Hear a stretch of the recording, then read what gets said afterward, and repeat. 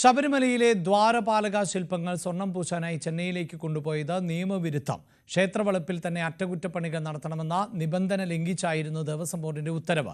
ഉണ്ണികൃഷ്ണൻ പോറ്റി ആഴ്ചകളോളം ശില്പങ്ങൾ കൈവശം വെച്ചിരുന്നുവെന്നും ശബരിമലയിൽ തിരികെ കൊണ്ടുവന്നപ്പോൾ തൂക്കി നോക്കിയിട്ടില്ല എന്നും മുൻ തിരുവാഭരണ കമ്മീഷണർ RG രാധാകൃഷ്ണൻ ന്യൂസ് 18നോട് പറഞ്ഞു. ചെന്നൈയിൽ മഹസർ രേഖപ്പെടുത്തി ശില്പങ്ങൾ ഏറ്റുവാങ്ങുമ്പോൾ അതിൽ പീഠങ്ങൾ ഇല്ലായിരുന്നുവെന്നും അദ്ദേഹം വ്യക്തമാക്കി. ശബരിമല ക്ഷേത്രനടയിലെ ദ്വാരപാലക ശില്പങ്ങളിൽ സ്വർണം പൂശിയതുമായി ബന്ധപ്പെട്ട വലിയ വിവാദങ്ങളാണ് ഉണ്ടായിട്ടുള്ളത്. ആ ദ്വാരപാലക ശില്പങ്ങൾ അവിടെ നിന്ന് കൊണ്ടുപോയി പിന്നീട് കൊണ്ടുവച്ചു എന്ന കാര്യത്തിൽ സംശയമുണ്ട്. ഈ ഉണ്ണികൃഷ്ണൻ പോറ്റിയുടെ കയ്യിൽ എങ്ങനെ ഇത് കൊടുത്തുവിട്ടുന്ന കാര്യത്തിൽ വലിയ ദുരൂഹതകളുണ്ട്. ഇപ്പോൾ നമ്മോടൊപ്പം ചേരുന്നത് ശബരിമലയിലെ ദേവസ്വം കമ്മീഷണറായിരുന്ന ശ്രീ രാധാകൃഷ്ണനാണ്. എന്താണ് ശരിക്കും 2019 സംഭവിച്ചത്? അതായത് 2019 5-ാം മാസത്തിലാണ് ഈ ഓർഡർ ഇറക്കുന്നത് ബോർഡിന്റെ. അതായത് ഉണ്ണികൃഷ്ണൻ പോറ്റിയിൽ ഇത് ഇളക്കി കൊടുക്കണമെന്നും ചെമ്പ് എന്നാണ് അതിനകത്ത് വ്യക്തമായിട്ട് പറയുന്നുണ്ട്. ആ ചെമ്പ് ഇളക്കി കൊടുക്കണമെന്നും അത് തിരിച്ച് തിരുവാഭരണ കമ്മീഷണറുടെ സാന്നിധ്യത്തിൽ, തിരുവാഭരണ കമ്മീഷണറാണ് എന്റെ പോസ്റ്റ്, അപ്പൊ ആ തിരുവാഭരണ കമ്മീഷണറുടെ സാന്നിധ്യത്തിൽ പൂശണമെന്നും തിരിച്ച് ഈ ഉണ്ണികൃഷ്ണൻ പോറ്റി അത് അവിടെ കൊണ്ടുവന്ന് ഏൽപ്പിക്കണമെന്നാണ് പറഞ്ഞിരിക്കുന്നത്. അതിന്റെ അടിസ്ഥാനത്തിലാണ് ഈ നടപടികളെല്ലാം നടന്നിരിക്കുന്നത്. ഇളക്കി കൊണ്ടുപോകുന്നതിനും തിരുവാഭരണ കമ്മീഷണറുടെ സാന്നിധ്യം വേണം. ആ തിരുവാഭരണ കമ്മീഷണറുടെ സാന്നിധ്യത്തിൽ വേണം അത് ഇളക്കിയെടുത്ത് തൂക്കി വെയിറ്റ് നോക്കി അതിന്റെ നടപടിക്രമങ്ങൾ പൂർത്തിയാക്കി വേണം കൊടുക്കാനെന്നാണ് പറയുന്നത്. പക്ഷേ ഞാൻ ചെല്ലുന്നതിന് മുമ്പാണ് ഇതെല്ലാം നടന്നിരിക്കുന്നത്. ജൂലൈ മാസം 19-നും 20-നുമാണ് ഇത് എടുത്തുകൊണ്ട് പോയിരിക്കുന്നത് 2019. ഞാൻ ചെല്ലുന്നത് 5-8-ലാണ് ഞാൻ അവിടെ പ്രവേശിക്കുന്നത് തിരുവാഭരണ കമ്മീഷണറായിട്ട്. അപ്പൊ ഞാൻ ഇതൊന്നും അറിയുന്നില്ലല്ലോ, ഇങ്ങനെ കൊണ്ടുപോയതും വന്നതും ഓർഡർ കൊടുത്തതൊന്നും ഞാൻ അറിയുന്നില്ല. അങ്ങേക്ക് മുമ്പുണ്ടായിരുന്ന കമ്മീഷണർ സമയത്ത് ഉണ്ടായിരുന്നു ഇടയിൽ കൊണ്ടുപോകുമ്പോഴൊക്കെ? ആ കമ്മീഷണർ സാന്നിധ്യത്തിൽ വേണമല്ലോ ഇളക്കാനായിട്ട് ഓർഡർ കൊടുത്തിരിക്കുന്നത്. പിന്നെ പുള്ളി അവിടെ പോയി പ്രസന്റ് ഉണ്ടോ, പുള്ളി രജിസ്റ്ററിൽ ഒപ്പിട്ടിട്ടുണ്ടോ, മാസം എഴുതിയിട്ടുണ്ടോ എന്നുള്ള വിവരങ്ങളൊന്നും നമുക്കറിയില്ല. അപ്പൊ അതിനുശേഷം 5-8 പ്രവേശിച്ചതിന് ശേഷം 29 ആ മാസം ആഗസ്റ്റ് ലാസ്റ്റ് 28-നാണ് ഞങ്ങളുടെ ഇൻഫർമേഷൻ കിട്ടുന്നത്. ഇങ്ങനെ സാധനം കൊണ്ടുപോയിരിക്കുകയാണ്, അത് പൂശാൻ നമ്മുടെ സാന്നിധ്യം വേണമല്ലോ, അവിടെ ചെല്ലണമെന്ന്. അങ്ങനെ 29-ാം തീയതി രാവിലെ അവിടെ ചെല്ലുകയാണ് ചെന്നൈയിൽ ഈ പറഞ്ഞ സ്ഥാപനത്തിൽ. അവിടെ ചെന്ന് ഈ സ്വർണം പൂശുന്നതിന് മുമ്പ് ഈ തകിട് ചെമ്പായിരുന്നു കംപ്ലീറ്റ്.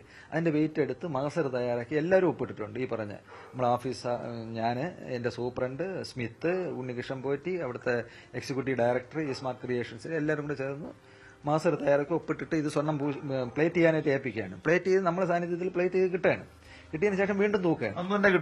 അല്ല, പിറ്റേ ദിവസം 30 ദിവസം അത് കിട്ടി. അന്ന് തന്നെ അത് പ്ലേറ്റ് ചെയ്ത് കിട്ടിയതിന് ശേഷം വീണ്ടും വെയിറ്റ് എടുക്കുമ്പോൾ അതിനും സെപ്പറേറ്റ് ആയിട്ട് ഒരു 14 ഷീറ്റ് എങ്ങാണ്ട് ഉണ്ട് ഇതിന്റെ പാർട്ടുകൾ, ഓരോ പാർട്ടായിട്ടാണ്. അപ്പൊ അത് 14 പ്രത്യേകം എഴുതും, ഓരോ പാർട്ടിനും എത്ര വെയിറ്റ് ഉണ്ടായിരുന്നു എന്നുള്ളത്. അതെല്ലാം എഴുതി രണ്ടാമത് ഇത് തമ്മിലുള്ള വ്യത്യാസം എടുത്ത് അത്രയും സ്വർണ്ണമാണ് അതിനകത്ത് ഉപയോഗിച്ചിട്ടുണ്ടെന്നുള്ളത് റെക്കോർഡ് ചെയ്ത് ആ മഹസർ ക്ലോസ് ചെയ്ത് നമ്മുടെ ജോലി കഴിഞ്ഞു, തിരുവാഭരണ കമ്മീഷണർ ജോലി കഴിഞ്ഞു. ശബരിമലയിൽ കൊണ്ടുപോയതിന്റെ വെയിറ്റ് അത് പരിശോധിച്ചില്ലേ?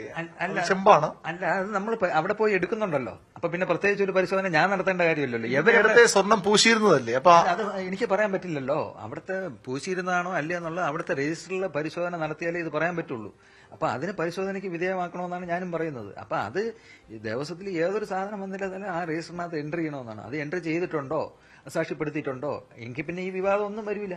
അത് പൂശിയിട്ടുണ്ടെങ്കിൽ, പൂശിയതായിട്ട് എഴുതി സ്വർണം പൂശിയ സാധനമാണെന്നും പറഞ്ഞ് വെയിറ്റ് എഴുതി ആ രജിസ്റ്ററിനകത്ത് എൻട്രി ചെയ്തിട്ടുണ്ടെങ്കിൽ അത് കൊണ്ടുവന്ന് നോക്കുമ്പോഴത്തേക്ക് ഇത് ചെമ്പെന്ന് എഴുതാൻ പറ്റൂലല്ലോ, അത് സ്വർണ്ണമായിട്ടല്ലേ കൊടുക്കാൻ പറ്റുള്ളൂ. അപ്പൊ പിന്നെ ഇത് എങ്ങനെ സ്വർണം ചെമ്പായി? അത് സ്വർണ്ണമാണെങ്കിൽ, അത് രജിസ്റ്റർ ചേർത്തിട്ടില്ലെങ്കിൽ അന്വേഷിക്കണം. അത് ഗുരുതരമായ. താങ്കളവിടെ പോകുമ്പോ ഇത് ചെമ്പ് തകിടാണ്, ചെന്നൈയിൽ കാണുമ്പോൾ ചെമ്പ് തകിടായിരുന്നു. നേരത്തെ വിജയമല്യ സ്വർണം പൂശിയെന്ന് പറയുന്ന അതേ സംഭവങ്ങളല്ലേ ഇത്? വിജയമല്യ സ്വർണം പൂശിയതെന്ന് എനിക്കത് പറയാൻ പറ്റില്ല. കാരണം വെച്ചാൽ പൂശിയിട്ടുണ്ടോ ഇല്ലയോ എന്നുള്ളത് 99 സ്വർണം പൂശിയിട്ടുണ്ടെന്ന് പറയപ്പെടുന്നതേ ഉള്ളൂ. അപ്പൊ അത് പൂശിയിട്ടുണ്ടോ ഇല്ലയോ എന്നുള്ളത് എനിക്ക് ആധികാരികമായിട്ട് പറയാൻ പറ്റില്ല. കാരണം വെച്ചാൽ അവിടുത്തെ രജിസ്റ്റർ നോക്കിയാലേ അത് പരിശോധിക്കാൻ പറ്റുള്ളൂ. അത് പരിശോധനാ ഉദ്യോഗസ്ഥര് ഇപ്പം ജുഡീഷ്യൽ അന്വേഷണം വരുന്നു, അവർ പരിശോധിക്കും. SP പോയി പരിശോധിച്ചു. അപ്പൊ അവര് പരിശോധിക്കുമ്പോൾ എന്താണോ കാണുന്നത് അത് അടിസ്ഥാനപ്പെടുത്തിയേ നമുക്ക് ഇതിനെ തീരുമാനം എടുക്കാൻ പറ്റുള്ളൂ. സാർ അത് കാണുമ്പോ ഈ കൊണ്ടുപോയ തകിടില്ലേ, അതിൽ എന്തെങ്കിലും മാറ്റം വരുത്തിയിട്ടാണോ? അങ്ങനെയൊന്നും പറഞ്ഞിട്ടില്ല. ഇല്ല, അതൊന്നുമില്ല. അത് പാക്ക് പൊട്ടിച്ച് എങ്ങനെയാ ഓപ്പൺ ആയിട്ട് അവിടെ മേശപ്പുറത്ത് വെച്ചിരിക്കുക ഈ സാധനം. അപ്പൊ നമുക്കത് കാണാമല്ലോ, ഓരോ പാർട്ടായിട്ടല്ലേ എടുക്കുന്നത്. കയ്യ്, കാല്, നെഞ്ച്, തൊട, പാദം, അങ്ങനെ ഓരോ പാർട്ടായിട്ട് 10-14 പാർട്ടുണ്ട്. ഈ 14 ഓരോ പാർട്ടും എടുത്ത് തൂക്കും. ചെന്നൈ കാണുമ്പോൾ ചെമ്പ് ചെമ്പിനെ തൂക്കി, അതാണ് നമ്മുടെ ഡ്യൂട്ടി, ചെമ്പാണല്ലോ. അപ്പൊ സ്വർണ്ണമാണെങ്കിൽ ഞാൻ ചോദിക്കില്ല പിന്നെ എന്തിനാ ഇത് കൊണ്ടുവന്നതെന്ന്. റിപ്പയറിങ്ങിന് വീണ്ടും ആ സ്വർണത്തിന്റെ അളവ് നമ്മൾ തൂക്കി നോക്കുമല്ലോ എത്ര ഉണ്ടെന്ന്. പിന്നെ അത് റിപ്പയർ ചെയ്തതിന് ശേഷം തൂക്കി നോക്കും.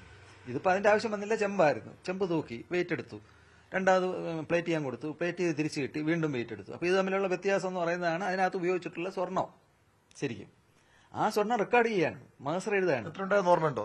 അത് ഏകദേശം 394.100 ഗ്രാമാണ്. അതായത് ഏകദേശം ഒരു 49 പവൻ വരും. പവൻ കണക്കാക്കുകയാണെങ്കിൽ 8 കൊണ്ട് ഭാഗിക്കുകയാണെങ്കിൽ 49 പവനോളം വരും. അത് സംതിങ് ചെറുത്. പീഠം ഉണ്ടായിരുന്നോ ശരിക്കും? അതിനകത്ത് അന്ന് പീഠമൊന്നുമില്ല. ഇതിനകത്ത് ഉൾപ്പെട്ടിട്ടുള്ള പീഠങ്ങളേ ഉള്ളൂ, ഇതിനകത്ത് വരുന്ന ഓരോ ചേർച്ചയിൽ വരുന്ന പീഠങ്ങൾ. അല്ലാതെ വേറെ ഉണ്ണികൃഷ്ണൻ പോറ്റി പറയേണ്ട പീഠങ്ങൾ പോറ്റി അയാൾ തന്നെ വെളിപ്പെടുത്തിയതല്ലേ അയാൾ അഡീഷണൽ ആയിട്ട് ഒരു പീഠം കൊടുത്തു വന്നു. ഇപ്പൊ എല്ലാവരും പറഞ്ഞു, എനിക്ക് ആ വാർത്തയാണ് എനിക്ക് അറിയപ്പെടുന്നത്. ഞാനും അതിശയിച്ചു, ഇങ്ങനെ ഒരു പീഠം അയാൾ എന്തിനു കൊണ്ട് കൊടുത്തു. അപ്പൊ അയാൾ കൊണ്ട് കൊടുത്തപ്പം ഫിറ്റ് ചെയ്ത് ചേരാതെ വന്നപ്പോ ഈ പീഠം അയാൾ തിരിച്ചു കൊണ്ടുപോയി.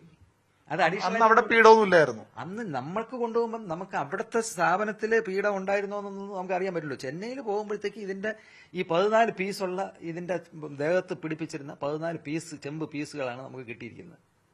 മനസ്സിലായില്ലേ? ആ ചെമ്പ് പീസിനെയാണ് നമ്മൾ സ്വർണം പൂശുന്നതിന് വേണ്ട നേതൃത്വം കൊടുത്ത് അന്നത് തിരികെ കൊണ്ടുവരുന്നത് എങ്ങനെയായിരുന്നു? നിങ്ങൾ നമ്മൾ മഹസർ എഴുതി ഏൽപ്പിക്കുകയാണല്ലോ. തിരിച്ച് ഉണ്ണികൃഷ്ണൻ പോറ്റി കൊണ്ട് കൊടുക്കണമെന്നല്ലേ ഓർഡറിൽ പറയുന്നത്.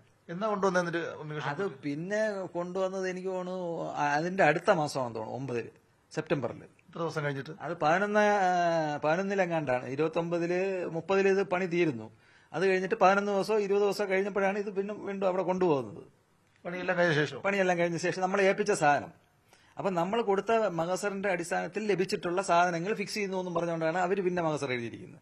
അത് ഒന്ന് വേണമെങ്കിൽ അവർക്ക് അത് തൂക്കി നോക്കാമായിരുന്നു. അതെന്തുകൊണ്ട് തൂക്കിയില്ല?